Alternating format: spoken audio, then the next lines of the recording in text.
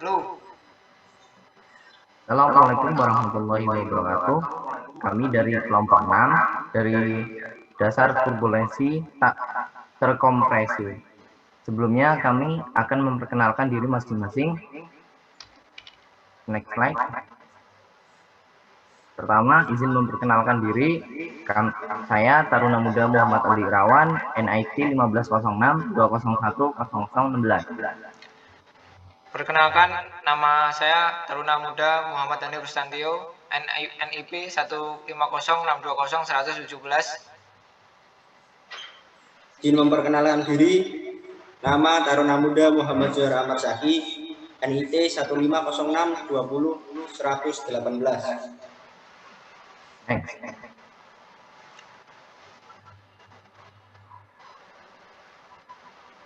Next slide.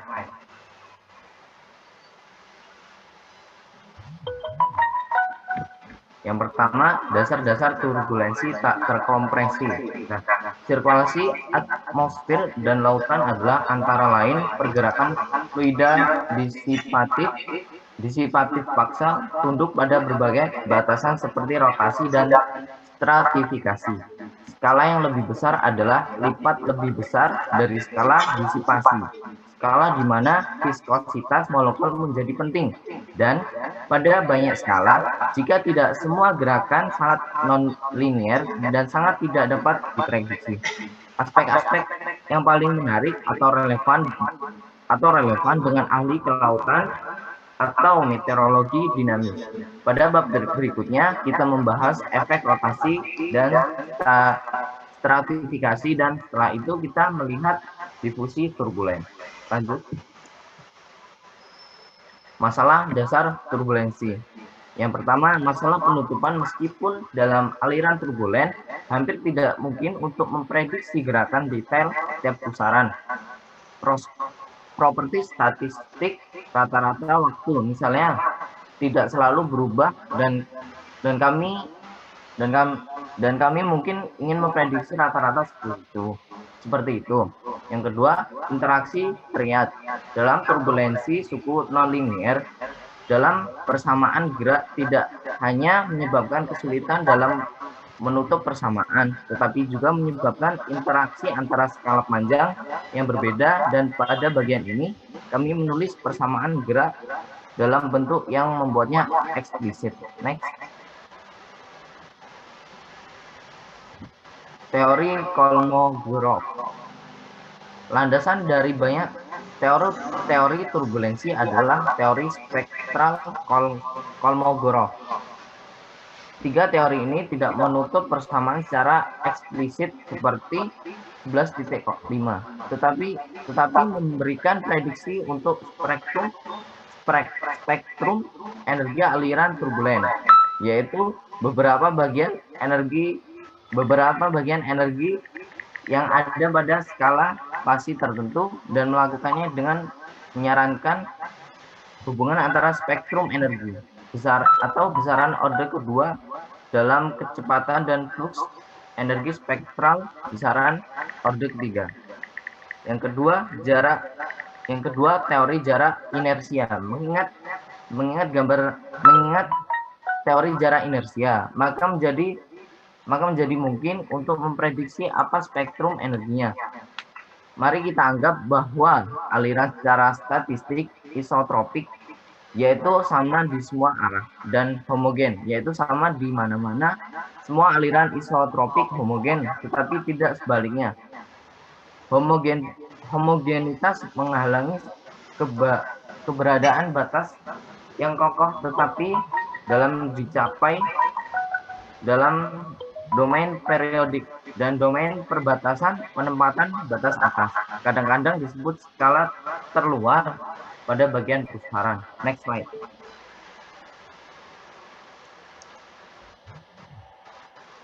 Masih di teori Kolmogorov.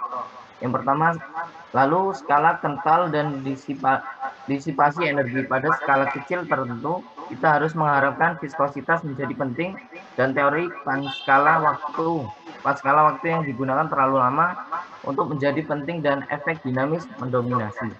Lalu asumsi homogenitas dan isotropi yang dibuat dalam teori Kolmogorov adalah ansatz.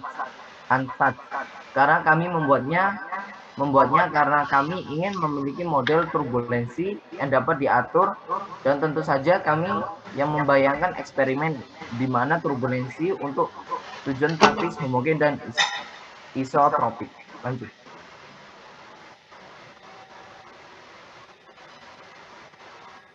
Turbulensi dua dimensi. Yang pertama, energi dan transfer entropy. Dalam turbulensi tiga dimensi, kami mengemukakan bahwa energi mengalir ke skala kecil melalui peregangan besaran. Dalam dua dimensi mekanisme tidak ada dan ada alasan untuk mengharapkan energi ditransfer lebih besar timbangan. Yang kedua, rentang inersia dalam turbulensi dua dimensi. Jika tidak seperti kasus di tiga dimensi, energi ditransfer ke skala yang lebih besar dalam aliran dua dimensi, nonlinear dan inviscid. Maka kita mungkin mengharapkan tentang inersia dan turbulensi dua dimensi menjadi sangat berbeda dan rekan tiga dimensi mereka. Lalu yang ketiga, ilustrasi numerik, simulasi numerik dengan gambar menggambar fenomenologi klasik dan kekurangannya. Next. Lanjut. Prediktabilitas turbulens. Meramal cuaca itu sulit, bahwa ini sangat berasal dari faktor atmosfer kacau, dan sistem yang kacau secara virtual tidak dapat diprediksi oleh definisi. Namun atmosfer dan gejolak secara umum tentunya bukan berdimensi rendah sistem chaos. Artinya sistem dengan hanya beberapa derajat kebebasan, dan hubungan antara ketidakpastian atmosfer dan apa yang disebut ketergantungan sensitif pada kondisi awal. Sistem berdimensi rendah tidak sesederhana kelihatannya. Lanjut. Kekacauan dan ketidakpastian dimensi rendah. Chaos atau gangguan temporal yang mengarah ke indeterminisme yang efektif adalah properti yang ada di mana-mana dan sistem dinamis nonlinear. Lanjut. Prediktabilitas arus turbulens. Aliran turbulen tidak dapat diprediksi jika turbulen kacau, karena merupakan pengalaman umum kita bahwa turbulen tidak teratur secara spasi dan temporer. Lanjut. Implikasi dan prediktabilitas cuaca. Dalam aliran dua dimensi, waktu prediktabilitas meningkat tanpa batas saat skala kesalahan awal berkurang. Di troposfer, aliran berskala besar berperilaku lebih seperti fluida dua dimensi daripada fluida tiga dimensi, dan daripada skala dari beberapa ratus hingga beberapa ribu kilometer memiliki secara kasar.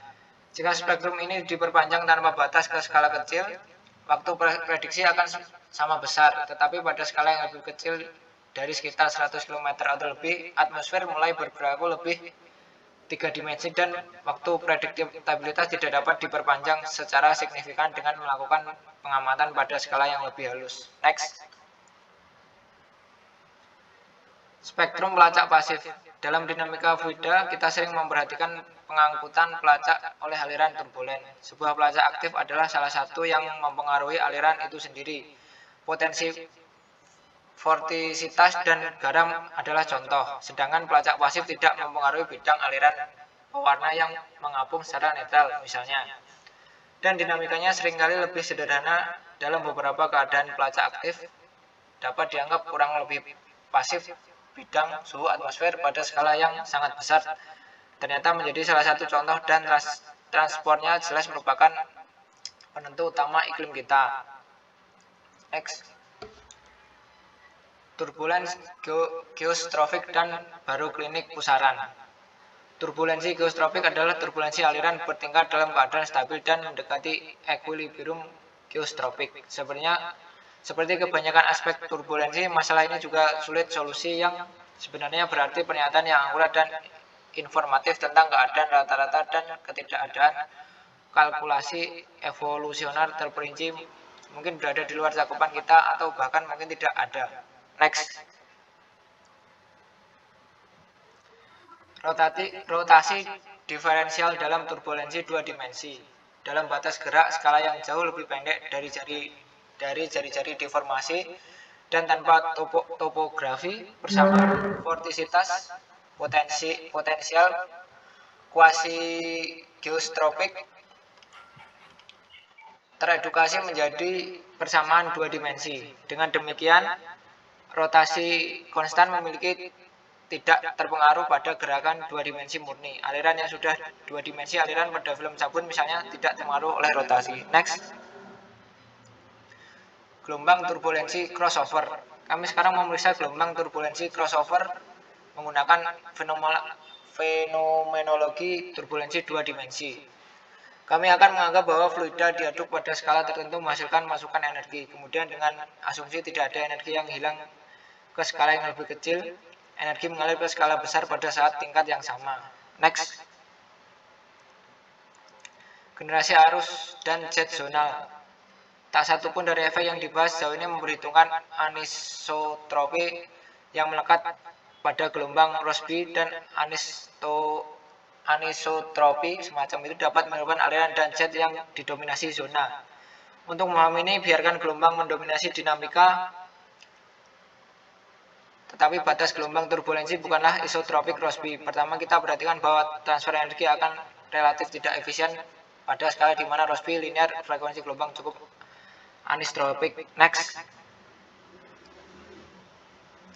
Potensi vortisitas tangga. Sekarang mari kita pertimbangkan pendekatan pelengkap dalam ruang fisik dengan gagasan esensial sebagai berikut. Misalkan aliran turbulen pada status latar belakang yang memiliki gradien vortisitas potensial seperti yang mungkin disebabkan oleh efek beta. Next.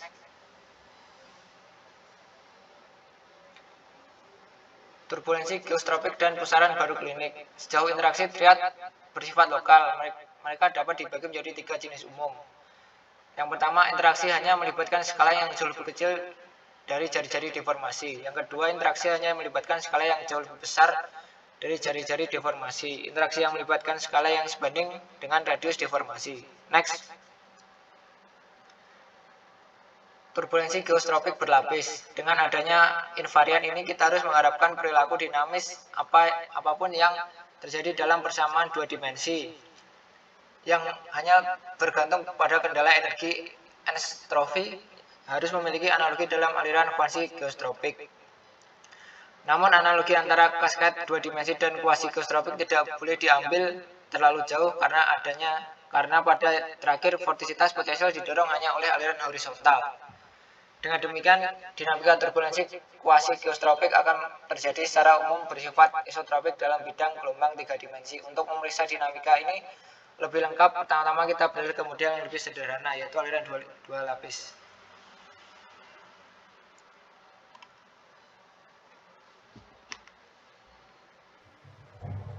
Turbulensi geostropik dua lapisan. Sama seperti turbulensi dua dimensi murni yang dapat dianggap sebagai banyaknya interaksi triad yang bilangan gelombang vektor dua dimensinya berjumlah 0 bahwa turbulensi geostropik bertindak triad. Jenis pertama adalah atriad barotropik, karena itu hanya melibatkan mode barotropik. Dua lainnya adalah contoh atriad baroklinik jika mode barotropik memiliki bilangan gelombang vertikal 0. Turbulensi geostropik bertingkat. Sama seperti turbulensi dua dimensi, kita dapat mendefinisikan spektrum energi dan entropy. Kami menduga bahwa fenomenologi turbulensi dua lapis terkait erat, tetapi lebih kaya daripada turbulensi dua dimensi. Kemudian fenomenologi eddy baroklinik di atmosfer dan laut. Besarnya dan skala pusaran baroklinik, pusaran akan mengekstraksi energi dari aliran rata-rata, Tetapi pada saat yang sama energi yang tersedia dari aliran rata-rata sedang diisi ulang oleh gaya eksternal, yaitu pemeliharaan gradien suhu kutub ekuator dengan gaya radiasi di atmosfer dan angin dan gaya apung juga di permukaan laut. Jadi kita tidak dapat secara a priori menentukan amplitudo pusaran baroklinik hanya dengan mengasumsikan bahwa semua energi potensial yang tersedia dalam aliran rata-rata diubah menjadi gerakan pusaran arus. Kemudian pusaran baroklinik dan siklus hidupnya di atmosfer. Siklus hidup baroklinik awalnya terkonsentrasi dalam bilangan gelombang vertikal tinggi untuk menggambarkan dengan baik transfer energi. Secara baroklinik tidak stabil dan energi ditransfer ke aliran barotropik pada bilangan gelombang yang mendekati radius deformasi pertama. Di sini pada sekitar bilangan gelombang 15.